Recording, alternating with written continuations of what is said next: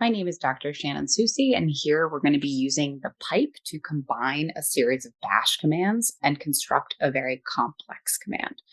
So here I have the steps of the command outlined and what each step is doing. But to show you, I'm just going to walk through this using these code chunks here. And in each code chunk, you'll notice that I'm using the pipe and the head command with the N1 option to limit the output to one single line so that it's readable from one code chunk to the next.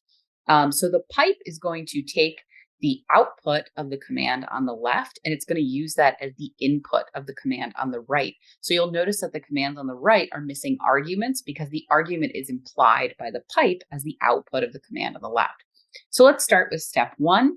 We're using grep, which is pattern matching, to find any line in this GFF file that has this pattern of CDS. So I'll run that. And you can see this first line is a tab delimited file. And in the ninth field is all of this information about this coding sequence. And we would like to isolate some of this information. And so the next thing that we're going to use is we're going to send the output of this command, which is up here, to the cut command. And cut by default, if you don't specify a delimiter, is going to use the tab as the delimiter, and it's going to count 9 fields, and then the F flag is going to indicate the 9th field.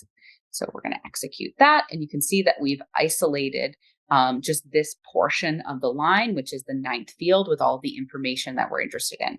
The next thing that we're going to do, and this is a little bit tricky, but the information in these GFF files isn't consistent. It's not always the third item in here delimited by these semicolons that you want, because sometimes there's more information or less information available for different coding sequences. And so these are not consistent, but consistently the piece that we want is the second to last piece. And so what we're going to do is we're going to leverage this information and we're going to reverse the string so that then we can apply the cut command again. So we're going to reverse this string with this rev command.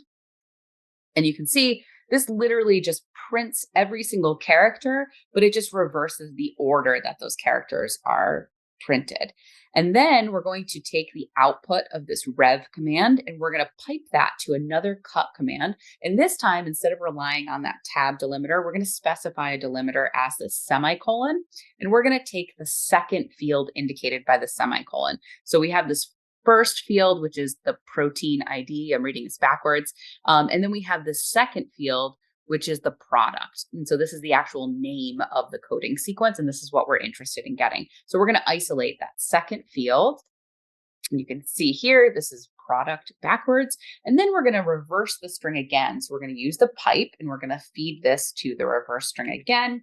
And now we have that the product equals the ORF1AB polyprotein. We don't want product equals though, right? We just want the name of the coding sequence. So here we're going to pipe this to another cut command. And here we're going to specify that the delimiter is going to be the equal sign. And we're going to take the second field. So the first field would be product. The second field is ORF1AB polyprotein.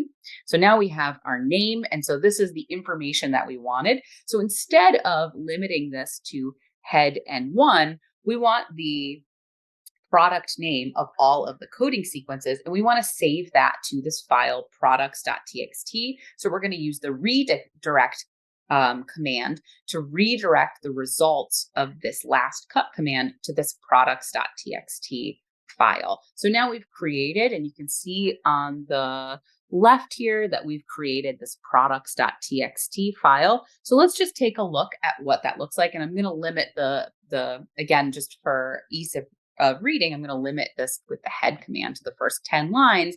But you can see this is just a list of the product names of the first 10 coding sequences in this file.